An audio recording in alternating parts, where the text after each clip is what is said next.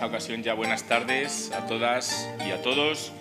Aquellos que nos seguís desde internet, bienvenidos de nuevo a esta segunda parte de la segunda jornada del seminario doctoral de las becas del Premio Europeo Carlos V, Angela Merkel, la fortuna de estar unidos, garantizar y fortalecer la cohesión de Europa. Hemos dedicado la mañana a hablar de migraciones, de asilo, de movilidad. Y vamos a continuar con este tema con la siguiente ponente, que es Gloria Cuesta Noguerales, y que va a introducir la profesora Rosa María Martínez de Codes, catedrática de Historia de América de la Universidad Complutense de Madrid y vicepresidenta de la International Religious Liberty Association, entre otras muchas funciones y responsabilidades que tiene. A nosotros nos honra además decir que llevamos muchísimos años trabajando con ella, prácticamente de manera anual. Muchísimos años, que no son suficientes, no son nunca suficientes, trabajando con ella y especialmente en temas relacionados con temas de religión, que es una de sus especialidades, pero también con temas de historia y muy ligados también a la figura de Carlos V, porque cada año organizamos en este aula un curso de verano dedicado a diferentes momentos de la vida y del periodo de Carlos V. Una persona a la que estamos muy agradecidos por ese compromiso que tiene con la Fundación y con el que participa cada año de diferentes maneras. Así que muchísimas gracias, Rosa. No me voy a dilatar más porque el tiempo corre y ya estamos un poquito fuera de tiempo, así que la audiencia es toda tuya y de nuevo, bienvenida y muchas gracias por estar con nosotros. Bueno, aquí estamos a las 15:30, 15:24 de la tarde de un martes precioso porque llueve en Extremadura y porque realmente estamos encantados de estar aquí, ¿sí o no? Bueno, ¿somos todos europeos? ¡Wow! Ahí ya no lo sabemos. Bueno, no importa.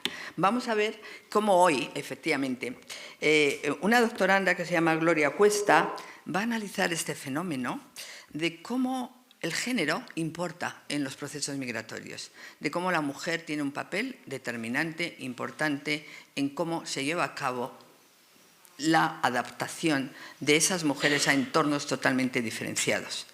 Bueno, esto no es por casualidad, o sea, a mí no me ha tocado a ella por casualidad. Yo estoy encantada de que me haya tocado, pero es que resulta que ella tiene un grado en Historia y Periodismo en la Universidad Rey Juan Carlos, es que resulta que ella realizó un máster en Relaciones Internacionales y Estudios Africanos en la Universidad Autónoma de Madrid. Es que, digamos, tiene un background que es suficientemente rico, suficientemente interesante como para meterla en este espacio a la hora de hacer una tesis doctoral en donde las migraciones y los movimientos migratorios no son analizados los procesos desde la órbita jurídica, sino más bien desde la órbita humana. O sea, el foco baja al ser humano y en esa bajada al ser humano lo que proyecta es una nueva forma de interpretarlo. Y eso es lo interesante, quizá.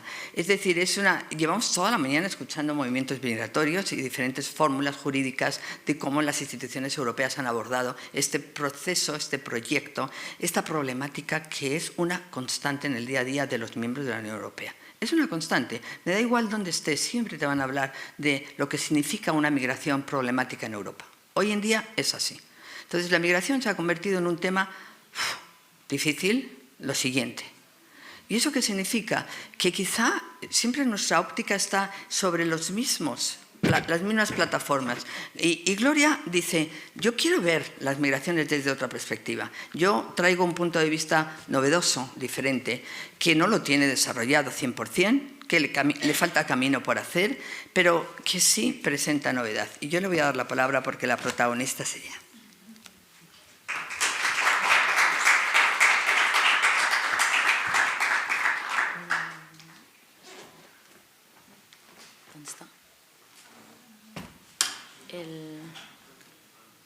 ¿Está atrás o qué? No, esta no es. Esta es la de... No. Esta es la Irene. La presento también. Mira a ver si funciona. Mira a ver si funciona. A ver si te dan. Sí, sí funciona. Perdón.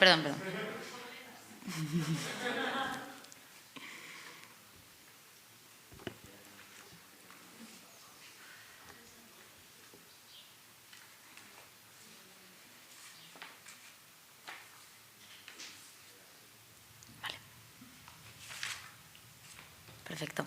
Vale, pues nada, muy buenas tardes a todas y a todos. Para mí es un placer enorme poder estar aquí porque, como muchas ya sabéis, yo no me encuentro todavía realizando una tesis doctoral, así que podríamos decir que os voy a presentar como un preproyecto de tesis de lo que va a ser ojalá, mi futuro trabajo, ¿no?, principal. Vale, pues nada, os he traído aquí este título. Voy a hablaros de la genealogía de la política exterior europea de migraciones, la agenda exterior europea de migraciones, como también la llamo, y los regímenes migratorios. Con estos regímenes migratorios, que es un concepto que sí que me gustaría simplemente acuñar, hago referencia a una red de reglas, de normas, de procedimientos que van a regular el comportamiento y van a controlar sus efectos a escala internacional. Esta es una de las múltiples definiciones que tiene este término. Es un término muy trabajado en muchas disciplinas y, bueno, dentro de la propia disciplina de Relaciones Internacionales, con la que yo me siento más vinculada, dentro de todas las otras que ya me presentó Rosa, pues es la más común, ¿no? Vale. Bueno, os he traído en primer lugar esta introducción, este índice, en el que voy a exponer básicamente la estructura, el esquema que yo he ido esbozando durante, pues bueno, desde que surgió la idea de que comenzara con este preproyecto doctoral. Os voy a traer una pregunta de investigación, un contexto espacio-temporal, porque, bueno, aunque no haya definido de momento los estudios de caso en los que me voy a centrar, pues para mí es bastante importante y clave el situarnos, ¿no?, en el mundo, en el terreno. Luego, bueno, os voy a presentar un poco mi proyecto con el título, marco teórico, metodología y objetivos, en concreto 4 objetivos específicos. Y también quería señalar, porque yo creo que es como un cambio de mirada, ¿no?, de óptica, que le da un valor añadido a mi tesis bastante importante, y por eso os he traído también como un apartado en el que hablaré, pues, de la repercusión sociopolítica y académica de mi futura investigación. Y luego ya me voy a centrar en esa genealogía, que a lo mejor es un poco repetitivo, ¿no?, y os recuerda las 2 presentaciones magníficas que hemos tenido de nuestros compañeros de Sí y Nacho. Vale, pues bueno, comienzo con la pregunta de investigación. Como podéis ver, me pregunto por ese impacto, por esos efectos de la política migratoria europea de migraciones en precisamente la trayectoria de las personas migrantes en el espacio euromediterráneo, a partir, bueno, y sobre todo quiero poner el foco en las estrategias de acción, organización colectiva, agencia básicamente, que van a desarrollar esas personas migrantes, ¿no? ¿En qué ámbito? En la prefrontera sur. Ahora voy a meterme un poco más con ello. Vale, contexto espacio-temporal, como os decía antes, muy importante. Y quería, antes de explicaros un poquito mejor estos dos mapas, he traído una cita de Ignacio Mendiola, un sociólogo que, bueno, a mí me gusta bastante. Tiene un libro que os recomiendo un montón a quien le interese todo este tipo de temas, que se llama El poder y la caza de personas, frontera, seguridad y necropolítica, perdón. Y bueno, pues este sociólogo viene a decirnos que la frontera viene a designar ya no solo esa línea, ¿no?, de separación entre Estados-nación, como se conocía más antiguamente, podríamos decir, sino una línea, un dispositivo, de poder soberano, ¿no?, con todas las violencias que eso va a encerrar, tanto materiales como simbólicas, que va a atravesar el recorrido de la persona migrante, su corporalidad y la forma o manera en la que va a practicar y va a sentir los distintos espacios por los que va a atravesar. Bueno, los 2 mapas que os traigo por aquí, simplemente quería hacer referencia a que mi primera intención va a ser analizar todo este temón en 3 niveles diferentes. Un nivel internacional, ya que, bueno, voy a analizar, pues, las distintas dinámicas de movilidad.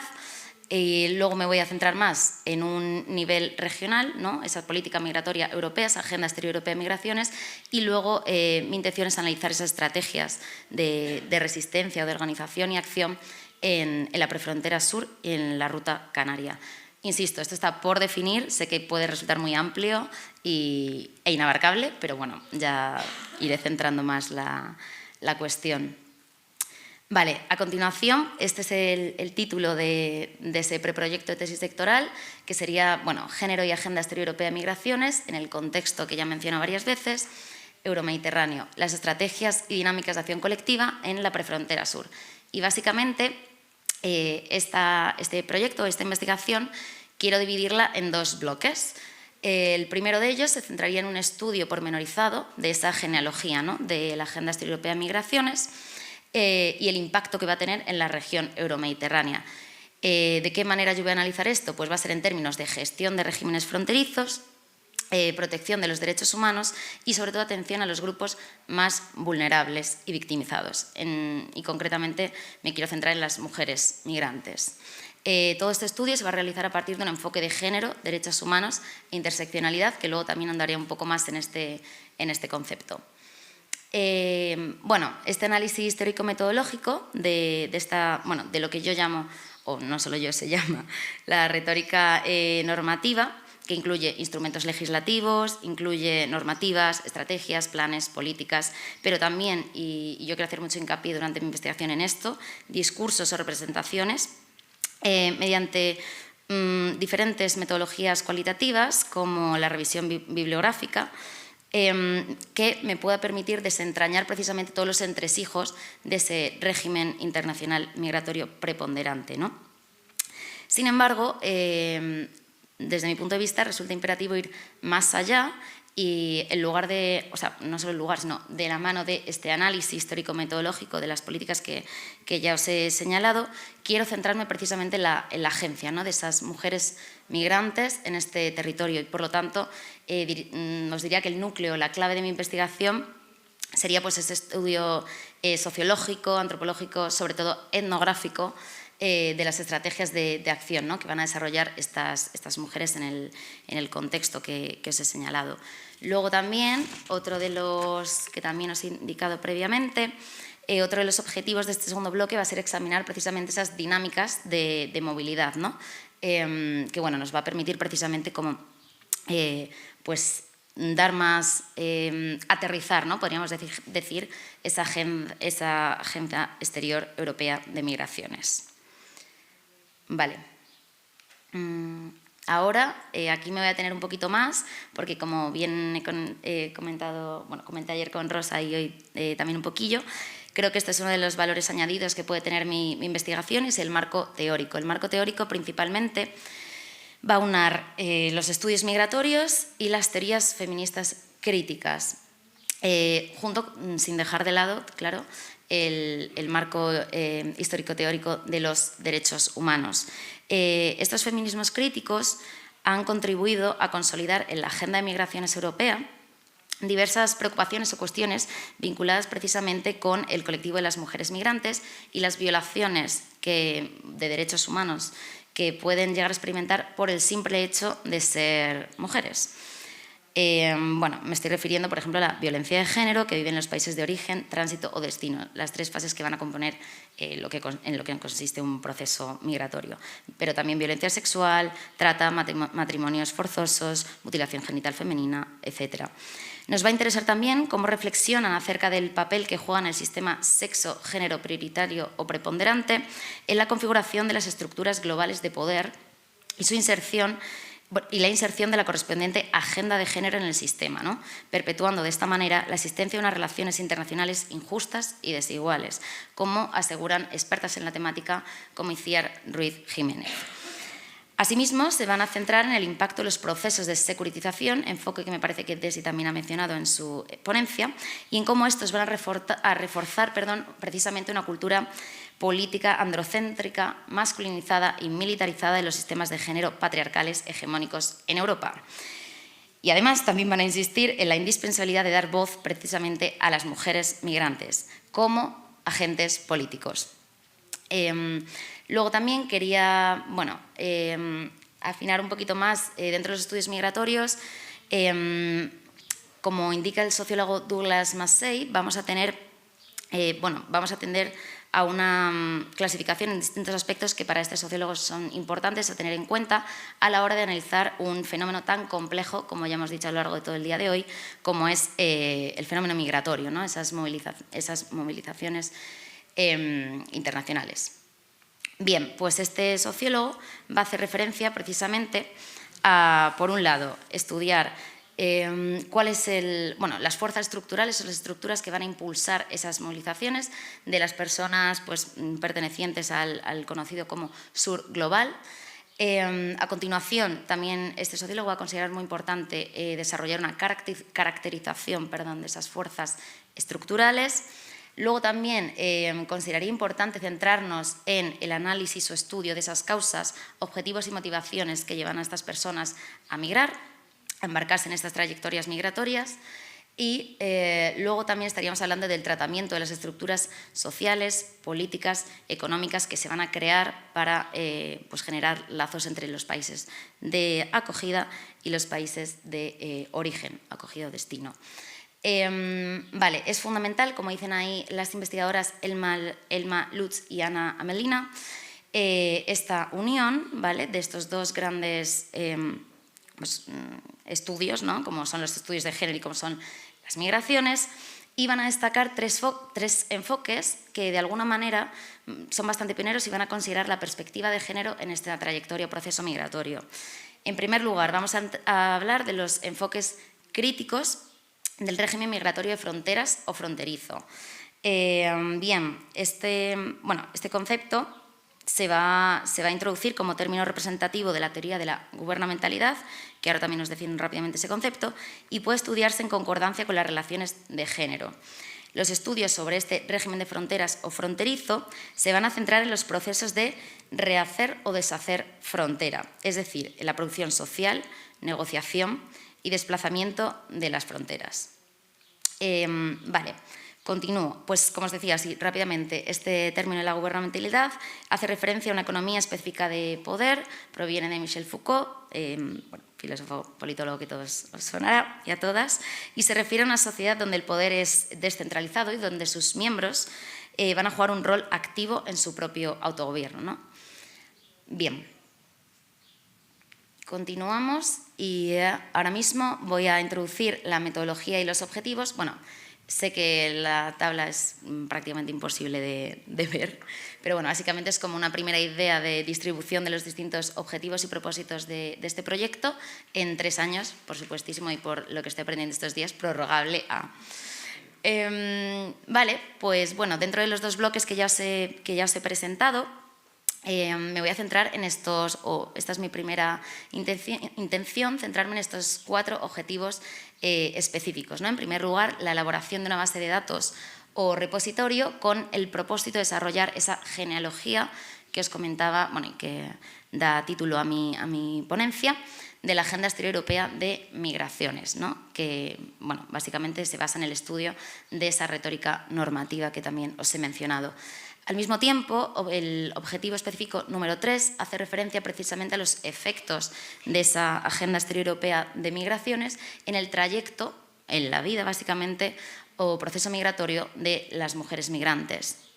Y este objetivo va ligado o está totalmente unido con el punto clave de mi investigación, que es el 4º y último objetivo, el estudio y análisis de esas dinámicas de acción colectiva en el contexto de la prefrontera sur.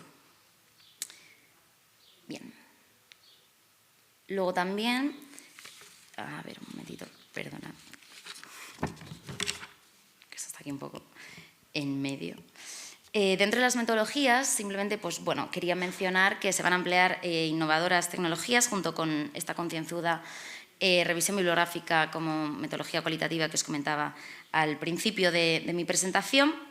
Me voy a centrar en esa literatura feminista especializada en las políticas de la gobernanza o del régimen migratorio. La gobernanza, la Comisión Europea la define como el conjunto de normas, procesos y comportamientos que van a afectar o a influir la calidad del ejercicio de los poderes a escala europea. Representa una nueva cultura de gobierno y de la administración que va a presuponer consenso alrededor de determinados conceptos, normas, principios y procedimientos, sin necesidad de recurrir a instrumentos legislativos. Bien, también tampoco debo perder de vista las fuentes secundarias sobre el uso de la genealogía en relaciones internacionales. Ahora os también defino brevemente lo que quiero decir con este concepto o este término de genealogía, porque varía también según la disciplina por lo que yo he podido leer. Y voy a utilizar pues, metodologías cualitativas como las que os indico en mi PowerPoint, ¿no? El análisis crítico del discurso, las producciones narrativas que provienen de esos conocimientos situados de Donna Haraway, que a lo mejor también os suena, es una teórica feminista, autora del manifiesto Cibor, otra obra que os recomiendo mucho. El análisis crítico del discurso, como decía, que va a estudiar precisamente esas relaciones estructurales de dominación, de poder y control, discriminación y desigualdad manifestadas a través del lenguaje, de esos discursos o esas narrativas. Y luego también, pues bueno, destacar ahí el Frame Critical Analysis, Grounding Theory, observación participante, historias de vida y el estudio de caso, que como os he dicho, todavía pues debería definirlo, ¿no? Una vez que consiga pues comenzar con este proyecto. Vale, también ya lo he señalado, lo he apuntado al principio de mi ponencia. Quería simplemente señalar las aportaciones teórico-metodológicas de esta futura investigación y su repercusión, ¿no? En el ámbito pues, tanto social como político como en la propia academia. Vale, pues pretende alcanzar el difícil equilibrio entre exponer la situación actual de ambos bloques, ¿vale? Cada uno de los dos que os he definido en una de las primeras diapositivas, ofrecer un análisis crítico de las mismas a partir del marco teórico que os he expuesto también, denunciando al mismo tiempo las limitaciones o las fallas del sistema actual imperante, sin dejar de tener en cuenta la aplicación de herramientas teórico-metodológicas como la interseccionalidad, entre otras metodologías. En definitiva, lo que pretendería es, bueno, de acuerdo con las innovaciones y contribución que al campo de los estudios migratorios en el Mediterráneo esta investigación aportaría, cabe destacar la introducción precisamente de una metodología que podríamos decir que ha sido teóricamente muy desmenuzada, pero es algo inusual o continúa siendo algo inusual en la praxis por la dificultad de su aplicación. Y bueno, esto es esencial porque va a otorgar precisamente el debido protagonismo a lo largo de la investigación a esa agencia de las personas migrantes o en situación de movilidad. Vale. Voy a continuar introduciendo, bueno, antes de adentrarme con el grueso de la cuestión, esa genealogía de la política exterior europea de migraciones y los procesos migratorios, movimientos migratorios, regímenes migratorios, etcétera. Quería resaltar que la interseccionalidad no es un concepto que esté de moda ni que se pueda disciplinar, sino que proviene de una praxis, ¿no? de un etos colectivo a partir de esos movimientos más sociales e intelectuales. Su foco va a ser entender, comprender las relaciones de poder y los contextos en los que estas desigualdades sociales van a producirse, a tener lugar. También va a defender o va a apostar por una epistemología situada y reflexiva y va a ir en contra del esencialismo, de la universalización de teorías. Va a redefinir el sujeto político del feminismo, algo que ahora mismo pues, es un tema bastante controvertido, y se va a centrar, como decía, pues, en esa observación de desigualdades y de resistencias, ¿no? Otorgando la correspondiente agencia a los actores de los que estemos hablando, en este caso las mujeres migrantes. Vale, pues os dejo por aquí también una cita de María Caterina La Barbera, bueno, jurista que bueno, destaca por haber incluido en sus investigaciones esta herramienta interseccional, que nos viene también a señalar el debate, ¿no? En el que está sumergido ahora mismo el concepto término de fronteras, muy ligada también a la primera de las citas que exponía de Ignacio Mendiola, y viene a decir que vivir entre fronteras puede convertirse en un lugar existencial y material, no solo de violencia, de discriminación y de exclusión, sino también de resistencia para repensarse y repensar la convivencia en el mundo en el que vivimos hoy, ¿no? En un mundo globalizado. Vale, pues comienzo con lo que va a ser, como os decía, el grueso de la cuestión que os he traído hoy, y me voy a centrar, bueno, primero quería definiros la genealogía, el enfoque securitizador o perspectiva de la securitización y los estudios críticos de seguridad, que van a ser bastante claves a la hora de ir navegando sobre esta cuestión. Vale, pues autores como Fernando Galindo Rodríguez van a considerar que dicha genealogía histórica es la base constitutiva de la fisionomía de la disciplina, en este caso relaciones internacionales, en cuestión. Es decir, estamos hablando de agendas de investigación, de categorías de análisis, de sucesión de debates y de premisas teóricas y metodológicas de estudio. Con respecto al enfoque securitizador, que podríamos decir que empezó a desarrollarse alrededor de la década de los 90, luego introduciré la cronología y veremos un poco lo que estaba sucediendo por aquel entonces, va a considerar que la migración internacional indocumentada, también conocida como irregular o ilegal, va a ser una amenaza para la seguridad de un país, ¿no? Para su soberanía nacional, para la protección de sus fronteras básicamente, y esto va a motivar el surgimiento, el nacimiento de políticas coercitivas, más restrictivas y más punitivas a fin de cuentas, ¿no? En cuanto a los estudios críticos de seguridad, aunque estos provengan de distintas corrientes intelectuales, van a mantener una oposición a la visión tradicional de la seguridad, tanto en el plano ontológico, al cuestionar que la seguridad sea una realidad objetiva, estática, apolítica e incuestionable, como en el epistemológico, pues van a negar la asunción positivista de que puede ser estudiada de forma neutral y explicada mediante teorías duraderas y universales. Por lo tanto, estos estudios críticos de seguridad van a defender que esta concepción de la seguridad responde a una interpretación concreta y determinada, así como sesgada, del mundo, de lo que se deduce que tanto esta como las amenazas dependen no tanto de elementos materiales, como la fuerza militar, sino de factores discursivos e ideológicos, creencias, percepciones, identidades, etc. Por lo tanto, su interpretación va ligada a cada una de nuestras visiones del mundo y de la política, las cuales delimitan la percepción de qué valores hay que proteger ante qué amenazas. Vamos a comenzar con la cronología que también os he traído.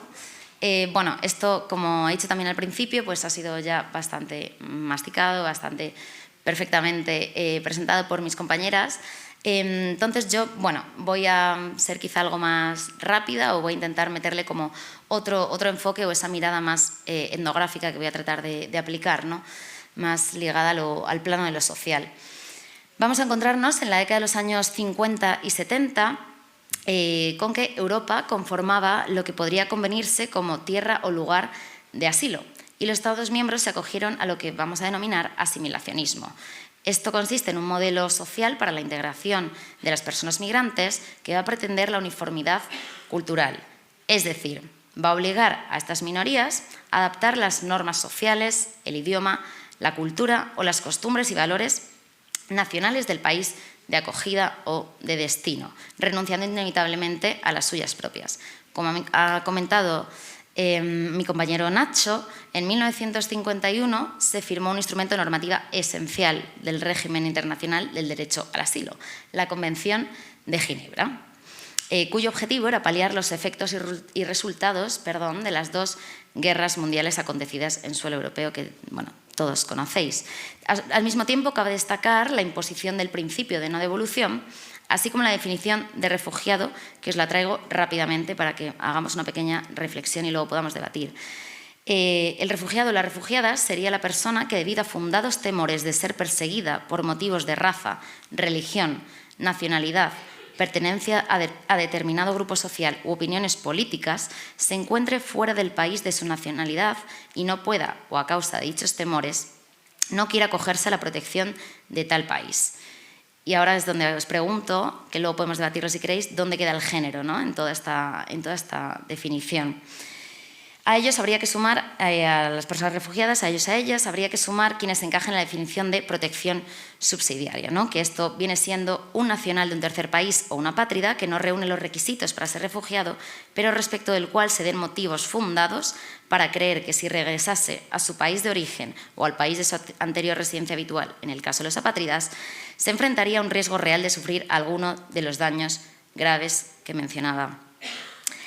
Pues bien, este modelo social o paradigma asimilacionista fue abandonado alrededor de la década de los años 70 y 80, cuando el pluralismo y el multiculturalismo aparecieron en escena, aunque sí que es cierto que no por mucho tiempo.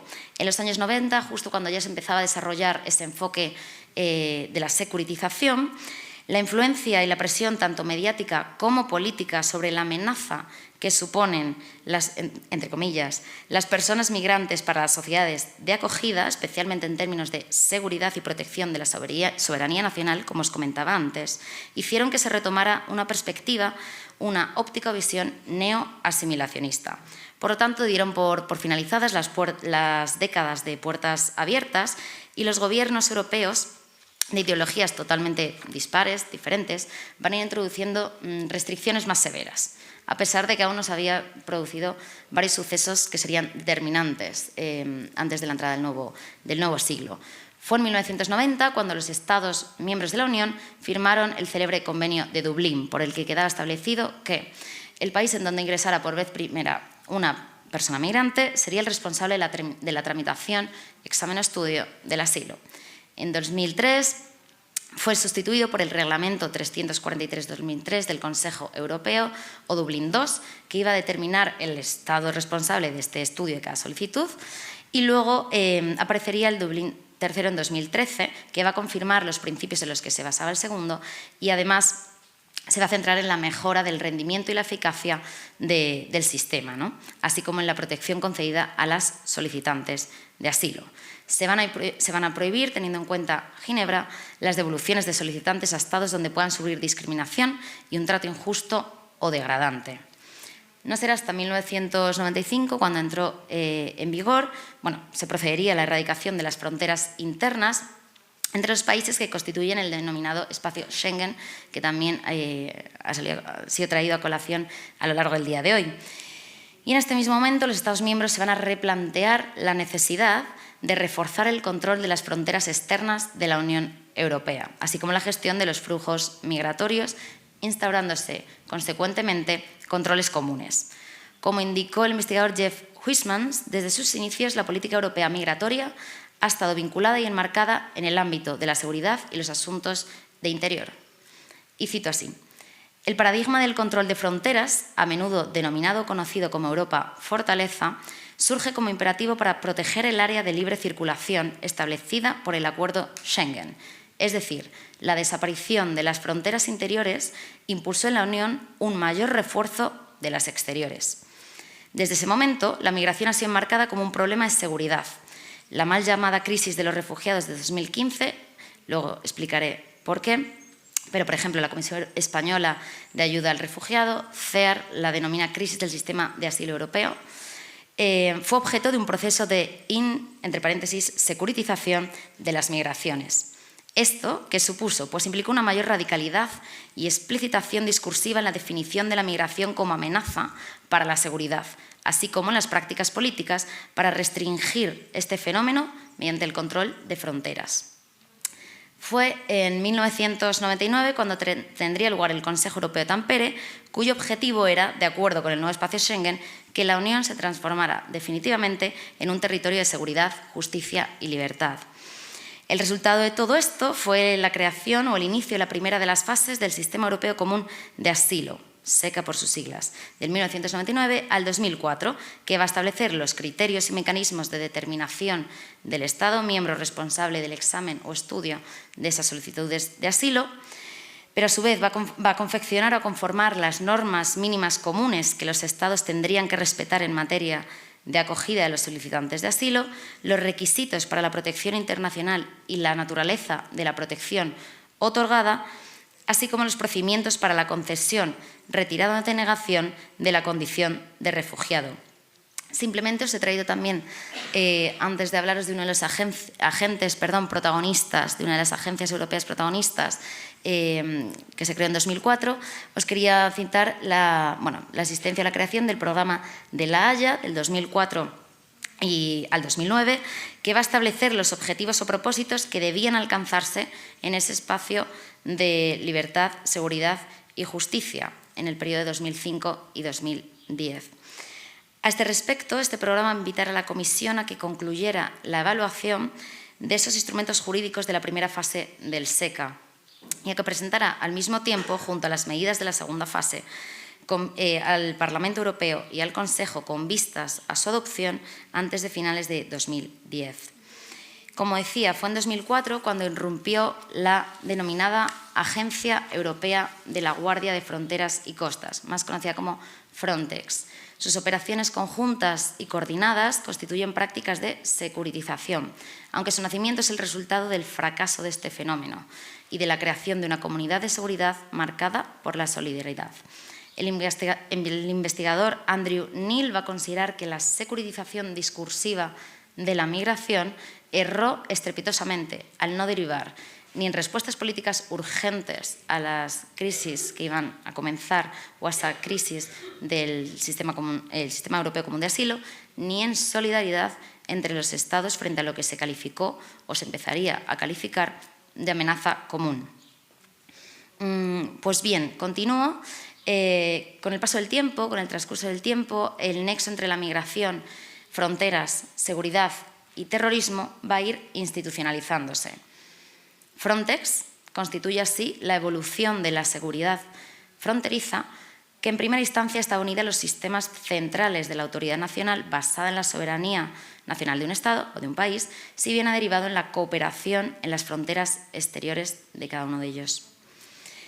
En el año 2008 nació el Pacto Europeo sobre Migración y Asilo, con el que se amplió hasta 2012 el plazo para aprobar los instrumentos y medidas de seguridad de la segunda fase del SECA, Sistema Europeo Común de Asilo, que finalmente tuvo lugar con la entrada en vigor del Tratado de Lisboa en 2009. En el programa de Estocolmo, que también os he referenciado previamente, 2009 al 2014, el Consejo Europeo reiteró su compromiso con el objetivo de establecer un espacio común de protección y solidaridad. Empieza a aparecer en este concepto. En él se va a apreciar, o querría destacar, esa necesidad de promover e intención de promover una verdadera solidaridad con los Estados miembros sometidos a presiones específicas y el importante papel que desempeña o va a desempeñar la Agencia de Asilo de la Unión Europea. Pues bien, con la entrada del nuevo siglo, bajo el contexto de la llamada guerra contra el terror, que dio comienzo tras los acontecimientos del 11 de septiembre de 2001, fue afianzándose esa narrativa del miedo y la inseguridad a partir de la construcción discursiva del posible riesgo de la llegada de migrantes vinculados de alguna de las maneras al terrorismo internacional. Este discurso o representación hegemónica iba a ser difundido por las instituciones imperantes para impulsar el refuerzo de la estructura político-jurídica de la producción de la ilegalidad. También se legitimó la adopción de nuevas medidas militares y de seguridad para afrontar la lucha contra la migración irregular, que va a aparecer como amenaza muy seria a las fronteras de cada Estado soberano. Pues bien, si continúo con esta cronología, quería simplemente destacar que la criminalización de la migración iba a dar lugar a la producción social de las migrantes como auténticas amenazas con capacidad de desestabilizar el orden público, el bienestar social. Esta criminalización facilita la elaboración y el desarrollo de medios de control de la migración y la movilidad, desde la propia deportación o expulsión hasta el encarcelamiento en los centros de internamiento de extranjeros o CIES, la detención arbitraria o las medidas selectivas de visado. Puede percibirse precisamente desde un enfoque vinculado o circunscrito a los estudios críticos de seguridad que os mencionaba y os exponía al principio, cómo el fenómeno de la securitización va a permear todos y cada uno de los dispositivos, de los instrumentos que van a ir desplegándose, fomentando a su vez un discurso que se ha considerado colonial, xenófobo, eurocéntrico y de alteridad, siguiendo a los estudios feministas críticos que os mencionaba, tanto el postestructuralista como el postcolonial. Este poder simbólico, generador de discursos hegemónicos, va a repercutir directamente en esas personas que van a embarcarse en estas trayectorias migratorias. Pues bien, antes de enfocarnos en ese giro realista pragmático que tuvo lugar en el año 2015, simplemente puntualizar que, como indica el profesor Günter Myhold, desde la primavera árabe 2010-2012 hasta los conflictos sucedidos en Oriente Medio, como la guerra de Siria, puede contemplarse una desestabilización, ¿no? Una instabilidad en la vecindad europea debido al incremento bastante considerable de esas llegadas de flujos migratorios, de personas que van a atravesar o tratar de atravesar las fronteras de la Unión. Con motivo de este incremento de la presión migratoria, en 2015 va a tener lugar el nacimiento y surgimiento de la Agenda Europea de Migración, que va a abogar por una política de retorno eficaz, como parte de la perspectiva global europea para gestionar la migración, tratando de eliminar la irregular o ilegal que mencionaba antes.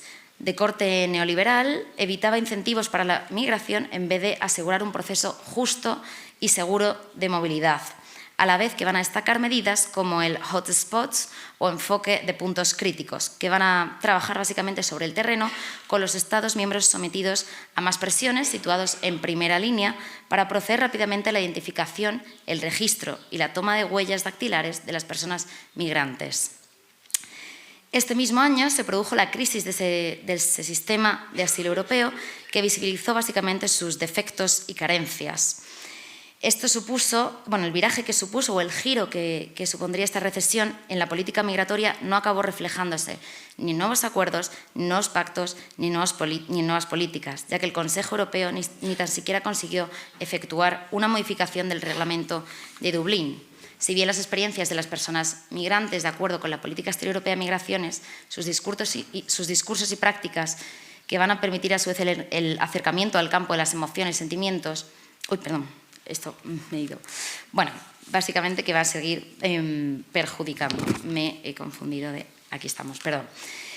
Quería decir que los principales perjudicados vinieron siendo las personas migrantes, ¿no? que enfrentaron la ineficacia de este sistema ligada a la discriminación que también iba a comenzar a sufrir. El control de las fronteras va a continuar siendo, por lo tanto, el principal obstáculo en las negociaciones efectuadas. Pues bien,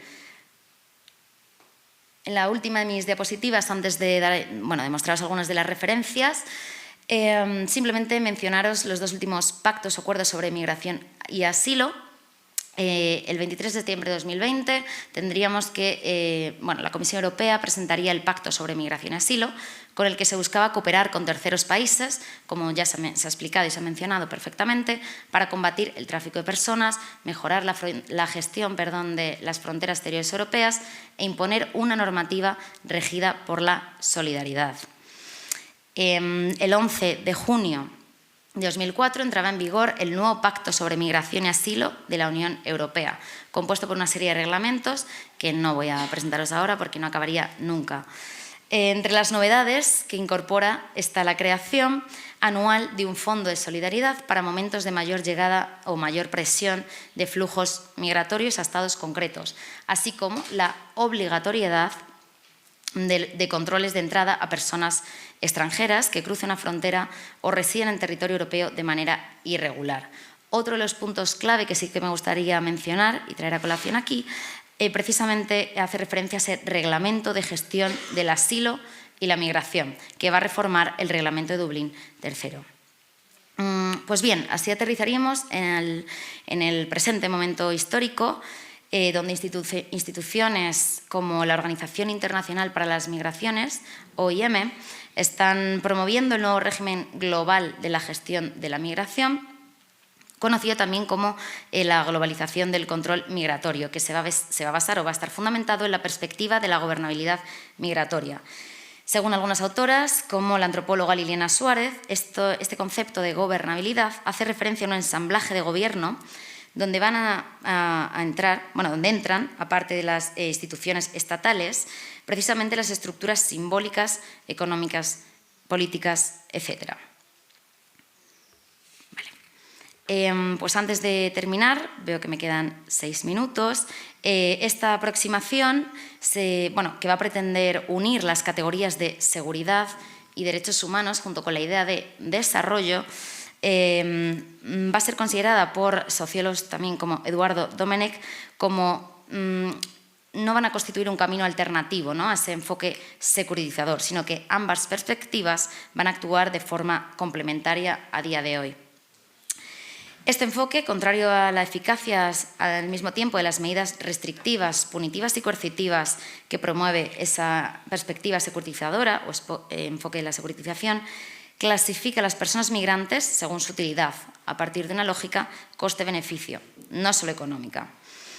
El planteamiento central es que la migración puede beneficiar tanto a los países de destino como acogida, y a través del mismo la presencia de las migrantes es legítima si es positiva para el país de destino en términos generales, para lo que la migración, de acuerdo con la nueva ortodoxia, tiene que ser no irregular y ordenada. Quería simplemente terminar concluyendo que la trayectoria migratoria sigue contemplándose como un problema histórico y social, a partir de básicamente su clasificación como ilegal o irregular y de la solución que a esta irregularidad se viene presentando, la regularización postulada como instrumento de integración. Las personas en movimiento continúan contemplándose como transgresoras de las leyes del Estado, en caso de ser consideradas ilegales, siguen encontrándose marginadas, bien se las represente como víctimas o como terroristas. Cómo gestionar los flujos ha dejado de ser el asunto prioritario, dando paso al cuestionamiento de cómo lidiar con los controles fronterizos o de fronteras o con la migración irregular. Aunque pueda parecer evidente que resulta mucho más eficaz y menos costoso para los Estados miembros financiar una agenda exterior europea de migraciones respetuosa con los derechos humanos que asegure precisamente un trato justo y digno y que proporcione canales y vías legales y seguras de acceso, como pueden ser los visados humanitarios, como pueden ser las reagrupaciones familiares o los reasentamientos, la externalización y sus instrumentos, externalización que también hemos hablado previamente de ella, como la política europea de vecindad o los acuerdos de readmisión, conforman el principal elemento de regulación de la dimensión externa de la Unión Europea, ligada precisamente a la costosa securitización del control migratorio. La clave o respuesta, que me encantaría poder traeros una conclusión con respecto a esto, pero bueno, tendría que comenzar a investigarlo, podría hallarse precisamente en la pérdida que esto supondría del nicho de mercado de los negocios que van a impulsar esta dimensión externa, estos proyectos migratorios, esta movilidad, el negocio de la seguridad, la economía política de las migraciones y la industria de la ilegalidad. La Unión va a representar o etiquetar a las y los migrantes como amenaza, securitizando su tratamiento y reaccionando a las presiones provenientes de ciertos grupos políticos promotores de una agenda anti-inmigración. En definitiva, con todo, parece que las personas migrantes continúan encontrándose predestinadas a permanecer al otro lado de esa línea que definía Boaventura de Sousa Santos dentro de su pensamiento abismal, permaneciendo su realidad condenada a la inexistencia y situándose en los márgenes de un mundo que parece difícil que vaya a conseguir aceptarles. Esto es todo. Muchísimas gracias. Y nada, ahora escucharé con atención vuestros comentarios.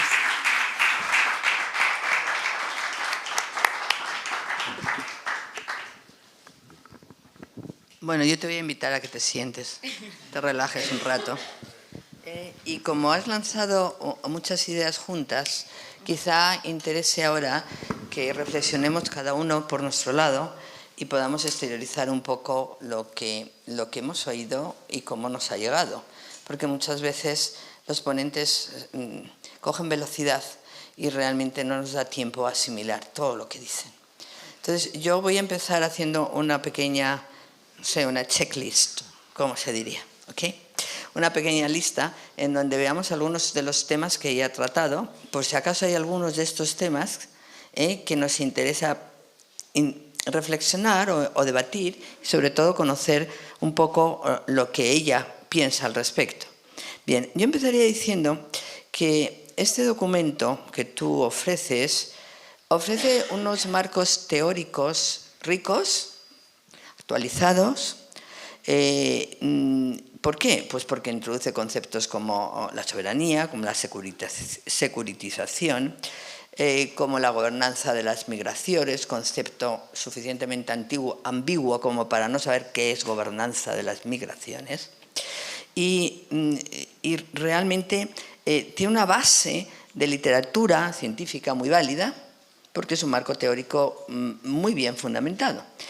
Si bien lo que nos encontramos es que el análisis está incorporando efectivamente el concepto de interseccionalidad, no lo pongo en duda, lo cual le da una dimensión analítica más profunda al propio texto. Le da una dimensión, digamos, más sólida. Bueno, y aparte de eso, tu trabajo se está beneficiando mucho de la combinación de perspectivas que son políticas, pero también son legales, también son históricas, como las mencionas, y sociológicas. Bueno, esto significa que, de alguna manera, podemos explorar tanto las implicaciones estructurales a nivel institucional o de políticas migratorias, como tú las llamas, de la Unión Europea, pero también a través de cuáles son los efectos sobre la población que migra. Porque claro, aquí nadie se acuerda de la población que migra. Realmente las políticas migratorias están pensadas en base no a las necesidades de los estados, sino deberían pensar también en las poblaciones migrantes. Entonces tú cuando miras a esas poblaciones migrantes lo haces desde una perspectiva de género. Has optado por el género porque entiendes, esto quiero que lo clarifiques, que la mujer es uno de los pilares de esos procesos migratorios. ¿Y el por qué? ¿Por qué es un pilar de procesos migratorios la mujer? ¿Y por qué facilita la integración o la desintegración en los países de acogida? Y también yo quiero saber algo más, que lo voy a dejar abierto, en la medida en que ella lanza la idea al final de su exposición de que realmente las políticas migratorias de la Unión Europea son instrumentos biopolíticos. Ponlo en esos términos, vamos a ponerlo en son instrumentos biopolíticos en la medida en que al final deciden quién entra y quién no entra en ese espacio privilegiado.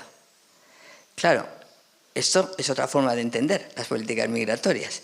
Tiene una base etnológica, tiene una base analítica que puede efectivamente pensar que esa dualidad de la gobernanza migratoria o del gobierno de las migraciones o del acuerdo de políticas migratorias realmente está orientado a facilitar la seguridad de unos frente a otros.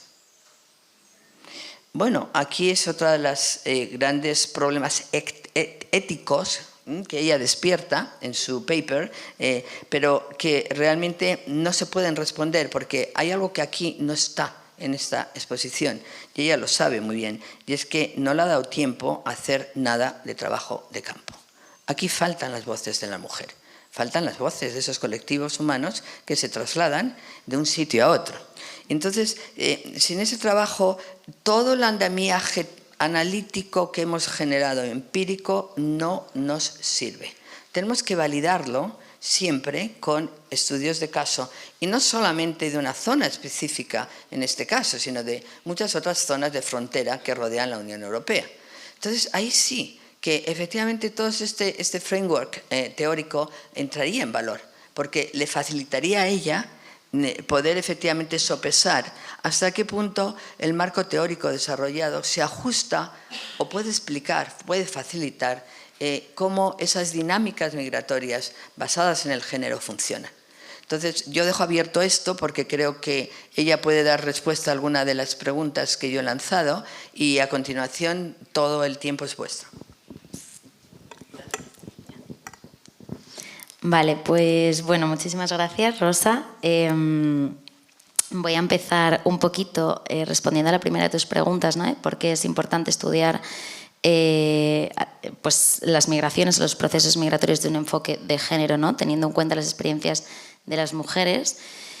Y más allá de para darles una visibilidad que no han tenido y que en un principio los estudios migratorios, sus políticas, todo tipo de instrumentos normativos, dispositivos de cualquier clase, se desarrollaban sin tenerlas en consideración, creo que es importante atender a sus especificidades, ¿no? Y teniendo en cuenta bueno, el fenómeno que se está produciendo lleva ya tiempo desarrollándose, de la feminización de la migración, ¿no? Ha habido un aumento bastante clave de las mujeres que dejan sus países de origen para, pues bueno, para migrar, para embarcarse en estos procesos muchas veces peligrosos, más sí, es que me atrevo a decirlo, mucho más peligrosos para ellas por muchas cuestiones, simplemente por el mero hecho de ser mujer, que bueno, les enfrenta determinadas violencias que creo que las he mencionado durante la ponencia, ya se me ha olvidado un poco de lo que he hablado.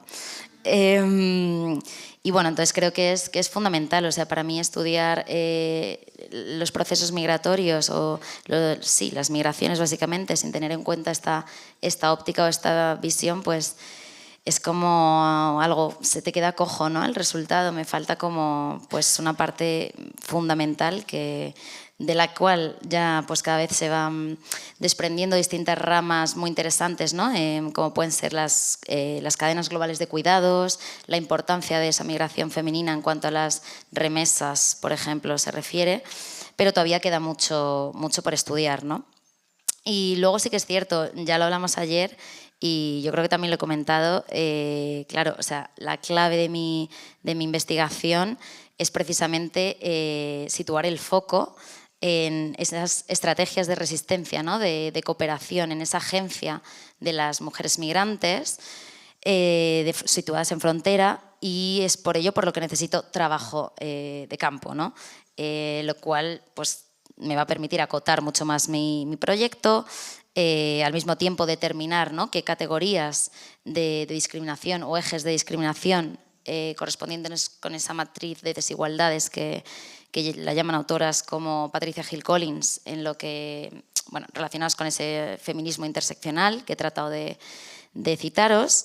Pues claro, con un trabajo de campo muy elaborado, de mucho tiempo y con mucho cariño realizado, porque es lo que más me llama la atención de todo el proceso, pues saldrían todas estas cosas pues, a la luz, ¿no? Y pues podría quedar un trabajo muy bonito. Está feo que yo lo diga. Is it me already? Okay, that's fine. Thanks. Thank you very much, Gloria, for this paper. I think it's a very important topic you are going to tackle.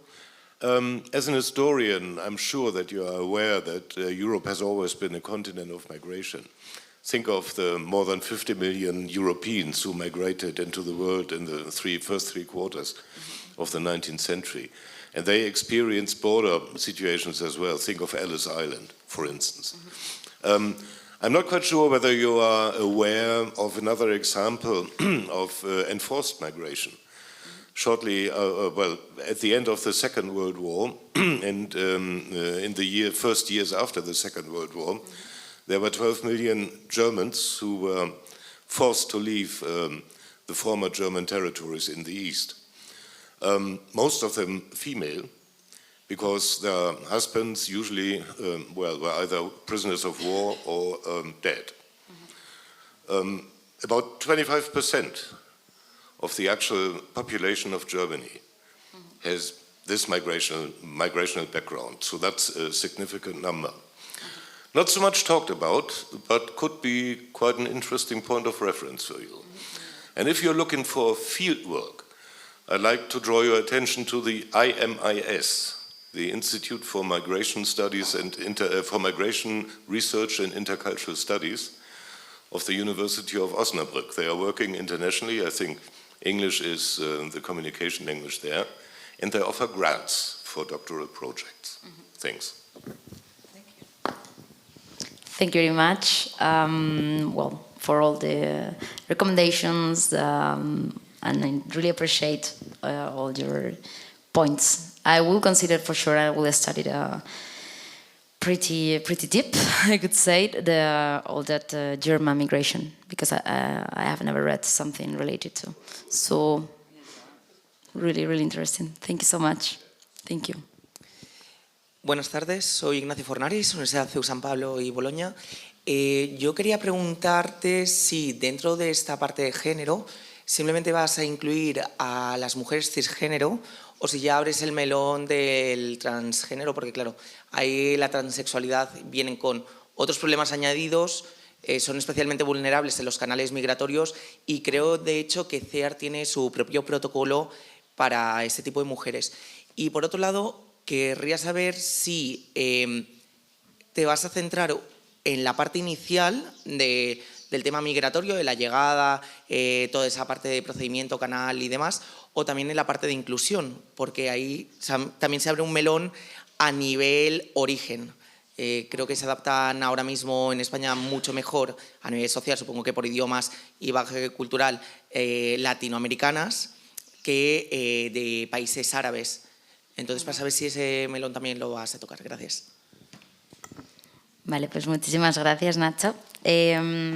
Respondiendo a la primera de las preguntas, pues acabas de abrir un melón, el melón más actual que ahora mismo, ¿no? En el movimiento político del feminismo, te podría decir. La cuestión de las identidades. Para mí, una de las claves está en precisamente el empleo, la utilización de la herramienta teórico-metodológica de la interseccionalidad, ¿no? Que proviene esa teoría crítica y, bueno, pues con la utilización, bueno, con ese marco teórico, ¿no? Porque también es una teoría crítica social y esa herramienta yo voy a tratar de considerar las distintas categorías o ejes de discriminación que se llaman, sea la raza, la clase, el género, la orientación sexual, la identidad sexual. Y pues voy a tratar de poner todas esas en práctica e ir viendo a partir del análisis o trabajo de campo que vaya realizando a dónde me lleva esto, ¿no? Pero por supuesto que son también uno de los colectivos más afectados, más vulnerables, más odiados, más criminalizados hoy en día en muchas partes del mundo. Y luego, en cuanto a qué fase del proceso migratorio en qué fase me voy a centrar, como me gustaría realizar la investigación en 3 niveles, uno más internacional, atendiendo a esas dinámicas de movilidad, ahí sí que tendría en cuenta, como he tratado de explicar, ¿no? Un poco a la hora de dividir en 4 aspectos principales mi aproximación, acercamiento a todo el estudio de los procesos migratorios. Pues en ese primer nivel internacional sí que tendría en cuenta, claro, en plan, por qué las personas deciden marcharse, ¿no? Cuáles son las fuerzas estructurales que les pueden hacer salir de sus países. Entonces ahí estoy viendo origen, el tránsito. Si me quiero centrar en frontera, para muchas personas la frontera es tránsito, y luego pues en destino a la hora de centrarme también quizá más en esas acciones de las mujeres migrantes que van a empezar a desarrollar, pues también creo que tendría que tenerlo en cuenta. Pero como te digo, necesito definir mucho. Estos solo son como ideas que yo tengo como un poco preconcebidas en mi cabeza o que he podido ir discutiendo, pero pues luego tendría que ir como viendo a ver cómo acontece todo. Gracias. Hola, Gloria. Soy Irene de la Universidad de Alcalá, que nunca lo digo, yo voy siempre a preguntar. Y mi cuestión primero es un poco curiosidad, o sea, ya nos ha quedado claro que es un plan el que tienes en mente, pero quería saber un poco en cuestión con la metodología, ¿cómo te imaginabas implantando esta metodología? Supongo que un grueso de tus estudios, bueno, se tendría que hacer de una forma cualitativa, y quería saber un poco cómo te imaginabas tú a nivel de entrevistas, a nivel de grupos de discusión, a nivel de cartografías, como se ha mencionado anteriormente, un poco soñando cuando llegue ese momento.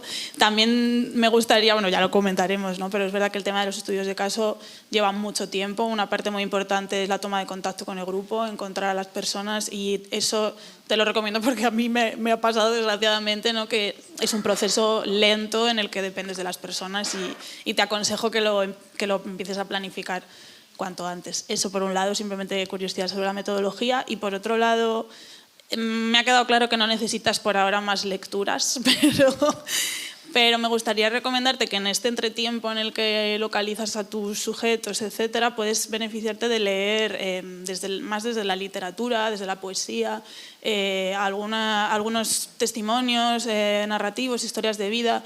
A mí me estaba recordando una cita que has puesto, me estaba recordando la obra de Borderlands, La frontera, de Gloria Alzandúa, y claro, también similitudes con esta frontera de México y Estados Unidos a nivel de la cultura de frontera. Creo que también hay algo de eso entre Marruecos y Ceuta y Melilla, ¿no? También son lugares un poco híbridos, ¿no? Entonces creo que podrías en este rato apartar un poco la teoría, que ya como que igual en la cabeza ya la tienes, y centrarte a lo mejor en algunas lecturas más poéticas, ¿no? Que te vayan situando en cuál puede ser el estado en el que te vas a encontrar luego a esas mujeres, ¿no? Así que nada, solo esto. Pues sí, muchísimas gracias, Irene. En cuanto a tu pregunta acerca de la metodología, toda esta idea de este proyecto de investigación nació del máster que os ha comentado Rosa, o que yo creo que también os he dicho, que hice de Relaciones Internacionales y Estudios Africanos en la Autónoma. Realicé unas prácticas en un proyecto de investigación que, financiado por el Ayuntamiento de Madrid, del cual, claro, la coordinadora y directora de mi máster era la directora. Entonces, como que yo formé parte del equipo de investigación. Y el proyecto se denominaba Mujeres en Movimiento, el derecho a una vida libre de violencia y discriminación en la Ciudad de Madrid, ¿no? Entonces, como que toda la idea de este proyecto nació de ahí, y gracias, las metodologías que yo he traído hoy aquí son todas puestas, las conozco y las he practicado porque las he puesto en práctica, nunca mejor dicho, en este proyecto, ¿no? Y, por ejemplo, grupos de discusión, focus group hicimos un montón, entrevistas semiestructuradas y en profundidad. También tratamos de involucrar muchísimo a partir de esa idea, ¿no?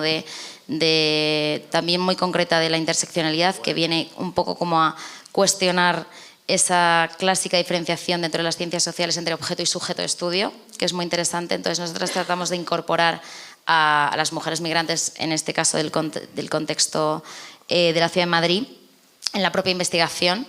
Luego, claro, hubo un montón de dificultades y un montón de limitaciones, como, y de obstáculos que encontramos a lo largo del proceso, como la falta del cruce de datos, que también es algo que lo necesitas, ¿no?, para realizar un estudio. También como para sacarte algo cuantitativo, pero yo sobre todo he practicado, y es lo que tengo más en mente y lo que me gustaría poder desarrollar, ¿no?, en metodologías más cualitativas. Eso, estudio de caso, por supuesto, historias de vida, también 100%, y yo creo que intentaría ir un poco por ahí.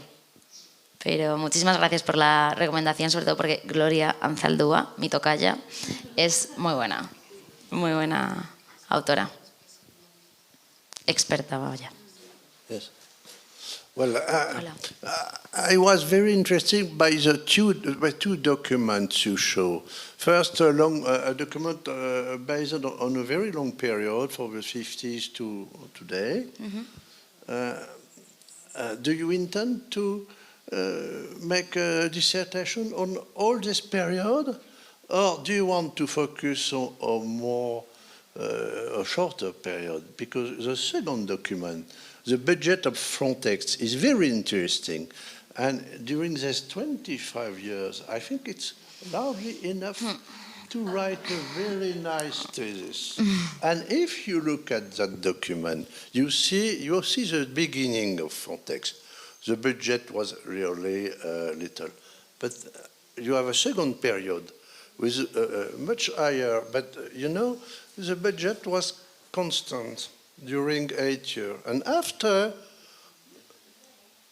there is a very quick growth. Mm-hmm. So if you can explain, there's a specific moment by a change in the politics, and if you are able to find the document, but you need secondary or primary source, but just on this moment, I think you can give us something really new and interesting.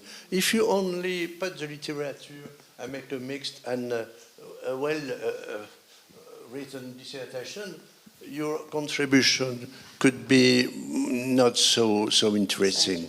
But you have, I think you have to focus, and you have one document you show us can be perhaps a beginning to a more precise and strong perspective. Okay, yes, thank you so much. I totally agree with you. But the idea when I came here to this seminar was to present the genealogy. So I tried to to go to the past as much as possible. Of course, not to the 5th century, no, but yes, I would try to develop as much concrete and specific and detail as I could. But yeah, I would try to focus more on this century, the 21st century. As of, I would need to define, no, to determine, yes, the exact period, no, or the moment, something that gives me the, like the, yes, the idea to, yes, this is quite interesting. And the graphics, I think that you are talking about the graphics, right? Yeah, about the inversion of the, yeah. Yes, they're really, really impressive. And it shows how everything went, is going, and who knows if it will go. Thank you. Buenas tardes, Gloria Karen Añaños de la Universidad de Granada. Pues nada, muchas gracias por la temática que nos has presentado, creo que muy necesaria, muy interesante, pero voy en línea y quizá por ahí vaya también un poco mi observación, va en línea con lo que te acaba de comentar Eric. Más es menos, es decir, mientras más específico sea tu trabajo, mucho mejor. Yo creo que tienes ahí muchísimas aristas, quieres entrar en muchas temáticas, en muchos puntos, y eso no es posible. O sea, no es posible, digo, si vas, no sé si quieres hacer 2, 3 tesis doctorales más, pero mientras más presentes y delimites tu temática con un periodo de tiempo, con un grupo incluso, yo no sé si tu trabajo lo estás haciendo en el marco de un proyecto o es independiente.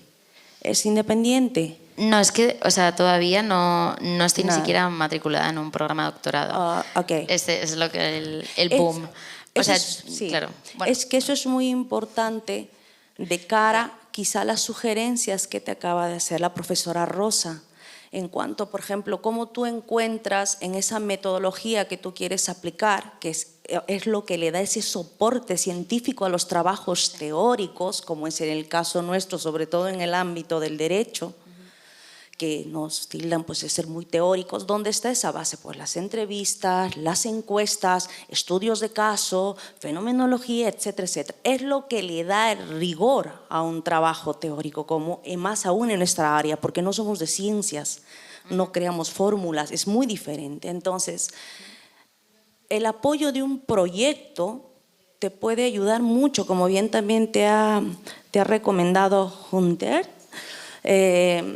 Quizá en el marco, quizá sería bueno que busques esa ayuda en asociaciones, en programas para que puedas acceder a un determinado tipo también de población, porque no es fácil. Sí, voy a hacer unas encuestas, sí, ¿cómo? ¿Quiénes? ¿Cuál va a ser tu criterio? ¿Cómo lo seleccionas? Y no, es que yo lo he creído porque no. Tú tienes que pasar eso por un proceso de evaluación, de que validen tu muestra. No es que yo que he escogido porque me las encontré a un grupo. No, ¿por qué estás escogiendo ese grupo? Entonces es complicado si no hay detrás quizá un respaldo, si al menos tú quieres sacar algo realmente que contribuya, o sea, que sea diferente, distinto. ¿Vale? Va un poco por ahí mi aporte. Bueno. Vale, pues muchísimas gracias y sí, o sea, es que estoy totalmente de acuerdo con lo que dices. Es un proyecto todavía, pues eso, que está en su fase inicial, no preinicial. O sea, yo tampoco voy a contarte aquí mi vida, luego si queréis lo explico a quien esté interesado, pero justo cuando iba a empezar este proyecto de tesis, que fue nada más acabar mi máster y a raíz del proyecto, ¿no?, de la Ciudad de Madrid que os comentaba, pues me fui a Bruselas y empecé a trabajar en la comisión y ahí me he quedado. Sí que, claro, todo esto lo he podido desarrollar porque me encanta, por amor al arte y porque me gustaría, llegado a un punto, que ya mis compañeras y compañeros me están recomendando caminos, ¿no?, para conseguir becas o meterme en algún grupo de investigación. Sí que es verdad que yo estoy ligada a la autónoma y, bueno, tengo un profesor y una disciplina, podríamos decir, ¿no?, que es antropología, donde estamos en contacto y donde tenemos, pues ellos son los que precisamente, pues gracias a los que he podido pues publicar en revistas o ir a otros seminarios, a otros congresos, y de esta manera pues perfeccionar un poco y seguir escribiendo mi trabajo, que si no, pues no habría podido venir aquí ni siquiera, ¿no?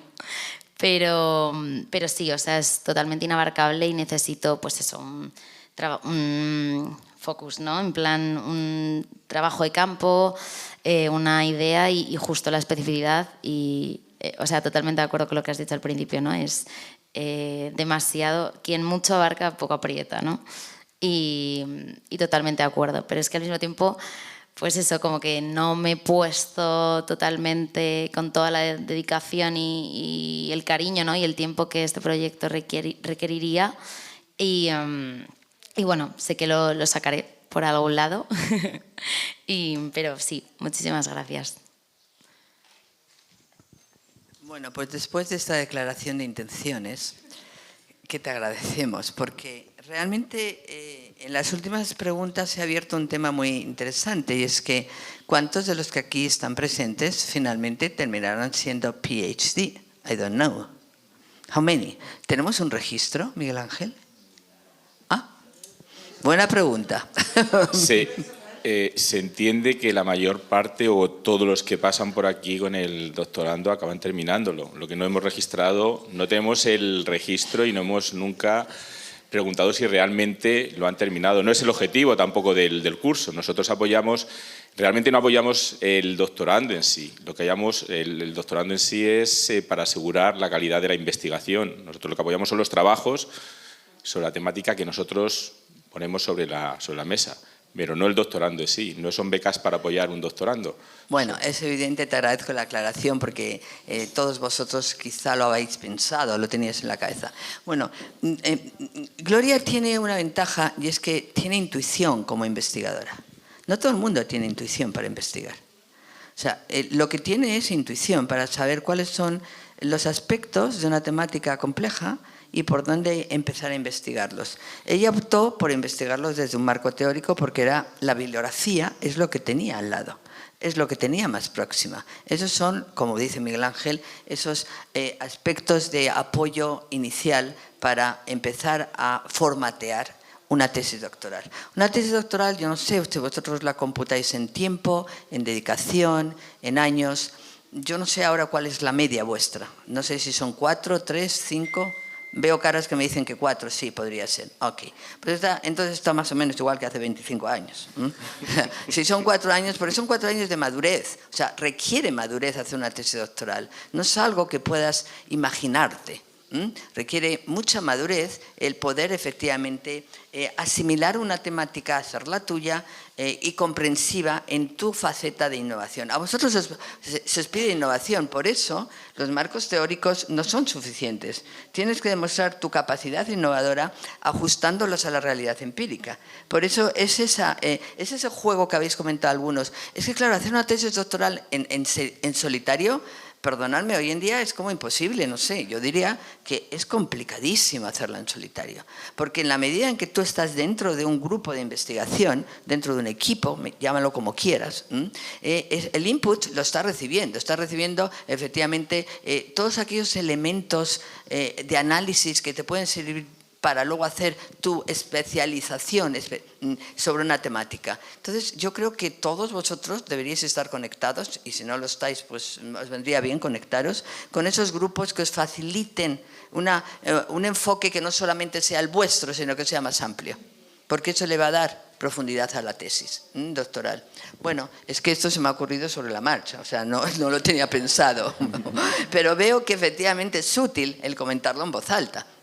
Intentar buscar vuestras conexiones de investigación, porque van a ser para el futuro también. No lo hagáis en solitario. Vosotros pensar que las tesis doctorales luego tienen que circular antes de ser aprobadas por ninguna comisión evaluadora. Quiero decir que piden lo que se llama el peer, de diferentes autores externos al trabajo de la tesis doctoral, y ese trabajo de peer muchas veces te hace revisarlo, porque como tú nunca hiciste circular tu trabajo, tu draft original, el primero, el segundo, hay muchos drafts, hay muchos borradores de tesis doctorales y esos son los que tienen que circular. En Estados Unidos funciona magníficamente esta metodología de hacer circular los trabajos doctorales para que luego te beneficies de todo eso, esa retrovisión que hay, retroalimentación que hay con respecto a lo que ojos externos en países diferentes opinan sobre esa temática. Bueno, ya con esto creo que te doy mi felicitación. Creo que tienes suficiente valor para afrontar lo que te queda por delante y te deseo mucho éxito, de verdad.